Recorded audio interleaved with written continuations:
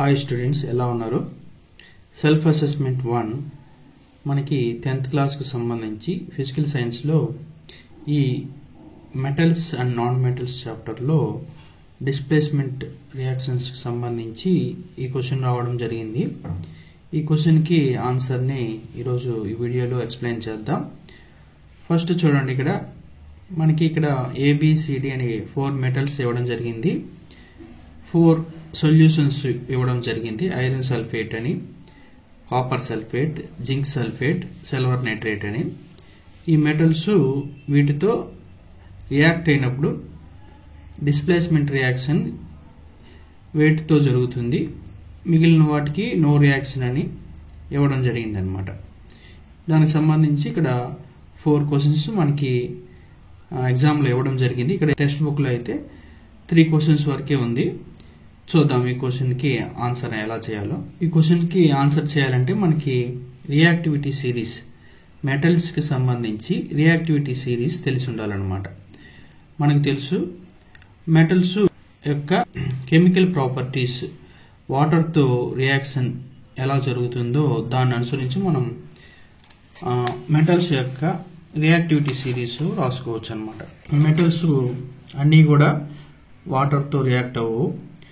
కొన్ని కోల్డ్ వాటర్తో, కొన్ని నార్మల్ వాటర్తో, కొన్ని వచ్చి హాట్ వాటర్తో, కొన్ని వాటర్ వేపర్తో రియాక్ట్ అవుతుంది అనమాట. దాన్ని అనుసరించి రియాక్టివిటీ సిరీస్ రాస్తాను నేను. ఫస్ట్ మనకి పొటాషియం కానీ సోడియం కానీ కోల్డ్ వాటర్తోనే రియాక్ట్ అవుతుంది.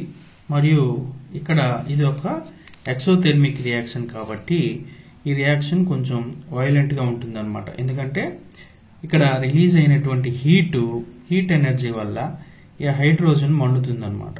కాబట్టి సోడియంని ఎల్లప్పుడూ కూడా కిరోసిన్లో భద్రపరుస్తాం అనమాట. అది వాటర్ వేపర్తో కూడా రియాక్ట్ అవుతుంది అనేసి సోడియంని కిరోసిన్లో భద్రపరచడం జరుగుతుంది. ఫస్ట్ పొటాషియం, తర్వాత సోడియం, ఇవి రెండు కూడా కోల్డ్ వాటర్తోనే రియాక్ట్ అవుతుంది. తర్వాత చూస్తే కాల్షియం నార్మల్ వాటర్తో రియాక్ట్ అయ్యి వాటి హైడ్రాక్సైడ్ని హైడ్రోజన్ ఇస్తుంది. తర్వాత మెగ్నీషియం హాట్ వాటర్తో రియాక్ట్ అవుతుంది అన్నమాట. మెగ్నీషియం అయితే కోల్డ్ వాటర్తో రియాక్ట్ అవ్వదు, ఇది హాట్ వాటర్తో రియాక్ట్ అవుతుంది. సో తర్వాత సిరీస్లో వచ్చే ఎలిమెంట్ ఏదంటే మెగ్నీషియం. తర్వాత అల్యూమినియం కానీ, జింక్ కానీ, ఐరన్, ఈ 3 కూడా కోల్డ్ వాటర్తో కానీ హాట్ వాటర్తో కానీ రియాక్ట్ అవ్వదు. మరి దేంతో రియాక్ట్ అవుతుందంటే విత్ స్టీమ్. ఈ 3 కూడా స్టీమ్తో రియాక్ట్ అయ్యి హైడ్రోజన్ గ్యాస్ని ఇస్తుంది అనమాట. సో రియాక్టివిటీ సిరీస్లో అది తర్వాత వస్తుంది అనమాట. చూడండి, పొటాషియం, సోడియం కోల్డ్ వాటర్, ఇది నార్మల్ వాటర్, ఇది వచ్చి హాట్ వాటర్తో రియాక్ట్ అవుతుంది మెగ్నీషియం. అల్యూమినియం, జింక్, ఫెర్రస్ అనేది ఈ 3 కూడా స్టీమ్తో రియాక్ట్ అవుతుంది. ఇంకా తర్వాత చెప్పుకోబోయే లెడ్ కానీ, కాపర్, సిల్వర్, ఆరం, గోల్డ్, ఇవి 4 ఏ నీటితో కూడా చర్యలో పాల్గొనదు. అంటే హాట్ వాటర్తో కానీ, కోల్డ్ వాటర్తో కానీ, మరియు స్టీమ్తో కానీ రియాక్ట్ అవ్వదు ఈ 4. సో ఇప్పుడు రియాక్టివిటీ సిరీస్ వచ్చింది చూడండి మనకి. Potassium, sodium, calcium, magnesium, aluminium, zinc, ferrum, lead, copper, silver, aurum. ఈ రియాక్టివిటీ సిరీస్ అందరూ తెలుసుకుంటే మనకి 1 మార్క్ క్వశ్చన్స్లో కానీ లేదా ఇటువంటి టేబుల్ టైప్ క్వశ్చన్స్ ఇచ్చినప్పుడు కానీ యూజ్ అవుతుంది. ఇప్పుడు ఆ క్వశ్చన్కి ఆన్సర్ చేయడానికి ప్రయత్నిస్తాం. First question, which is the most reactive metal అన్నాడు. ఇక్కడ మనకి ఇచ్చిన సొల్యూషన్స్ చూడండి, iron sulphate, copper sulphate, zinc, silver. ఇచ్చిన వాటిలో మనకి జింక్ ఫస్ట్ ఉంది.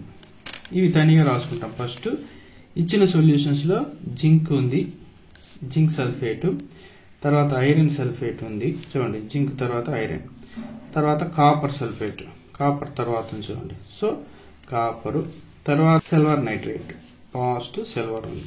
ఇది మనకి ఇచ్చినటువంటి ఎలిమెంట్స్ రియాక్టివిటీ సిరీస్. ఈ రియాక్టివిటీ సిరీస్లో హై రియాక్టివ్ మెటల్ కింద ఉన్నటువంటి ఈ లో రియాక్టివ్ మెటల్స్ యొక్క సొల్యూషన్స్ని డిస్ప్లేస్మెంట్ రియాక్షన్ చూపుతుంది. అంతేగాని low reactive metal high reactive మెటల్ని డిస్ప్లేస్మెంట్ చేయదు. ఈ పాయింట్ని బేస్ చేసుకుని మనం ఇప్పుడు ఇక్కడ సొల్యూషన్స్ లో మనకి ఏబిసిడి అనే మెటల్స్ ఇచ్చాడు, 4 మెటల్స్.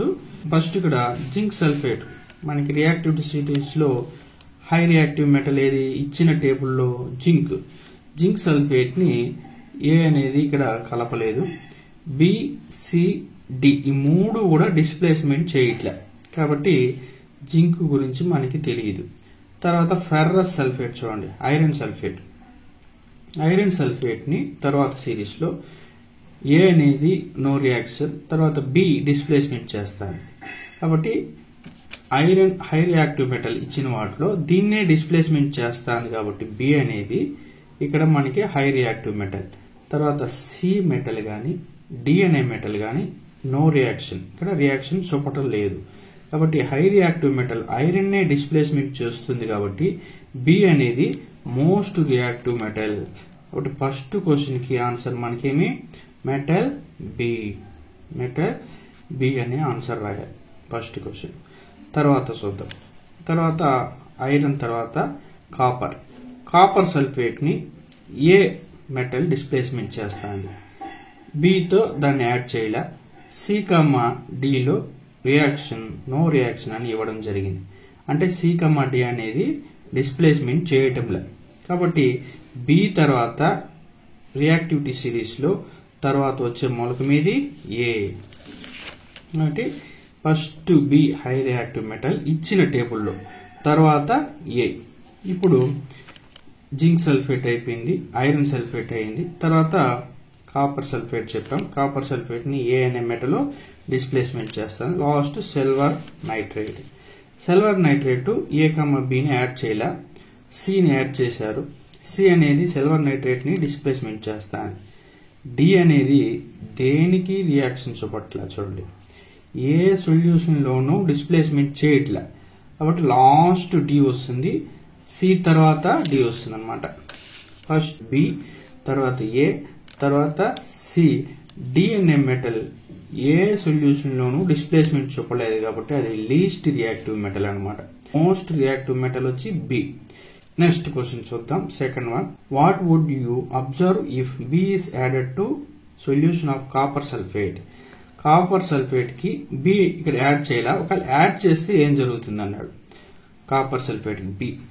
ఐరన్ సల్ఫేట్ నే అది డిస్ప్లేస్మెంట్ చేసింది చూడండి, ఇక్కడ ఐరన్ నే అది డిస్ప్లేస్మెంట్ చేసింది, ఐరన్ తర్వాత కాపర్ వస్తాను అంటే ఐరన్ నే డిస్ప్లేస్మెంట్ చేసింది కాబట్టి కాపర్ సల్ఫేట్ ను కూడా అది డిస్ప్లేస్మెంట్ జరుగుతుంది కాబట్టి ఇక్కడ ఆన్సర్ ఏం రాయాలి మనం, displacement reaction will take place అని రాయాలన్నమాట. సెకండ్ క్వశ్చన్ కి కాపర్ సల్ఫేట్ యాడ్ చేస్తే ఐరన్ సల్ఫేట్ నే అది డిస్ప్లేస్మెంట్ చేసింది చూడండి కాబట్టి ఐరన్ తర్వాత రియాక్టివిటీలో ఉంది కాపర్ కాబట్టి కాపర్ సల్ఫేట్ ను కూడా బి అనే మెటల్ డిస్ప్లేస్మెంట్ చేస్తుంది.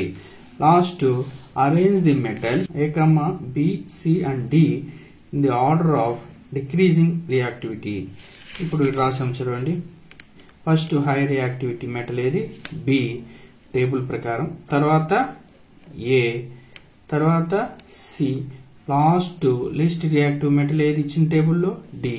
So B is greater than A, greater than C, greater than D అనే ఆన్సర్ రాయాలి.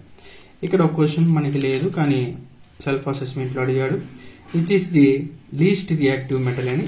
లీస్ట్ రియాక్టివ్ మెటల్ ఏది ఇక్కడ D, least reactive metal D అని ఆ క్వశ్చన్ కి ఆన్సర్ రాయాలి. ఇంకా మనం ఈ క్వశ్చన్ కి ఆన్సర్ చేయవచ్చు. మనం వాటర్ తో రియాక్షన్ అనుసరించి లేదా మీరు ఈ రియాక్టివిటీ సిరీస్ ని బై హార్ట్ చేసుకుని కూడా ఇటువంటి క్వశ్చన్స్ కి ఆన్సర్ చేయవచ్చు అన్నమాట. ఎప్పుడూ కూడా హై రియాక్టివ్ మెటల్ లో రియాక్టివ్ మెటల్స్ ని డిస్ప్లేస్మెంట్ చేస్తుంది, అంతేగాని low reactive metal high reactive metals ని డిస్ప్లేస్మెంట్ చేయదు. ఈ పాయింట్ ని బేస్ చేసుకుని మనం ఈ విధంగా ఏ సొల్యూషన్ ఇచ్చిన టేబుల్లో మనం ఆన్సర్ చేయవచ్చు. Okay students, thank you very much.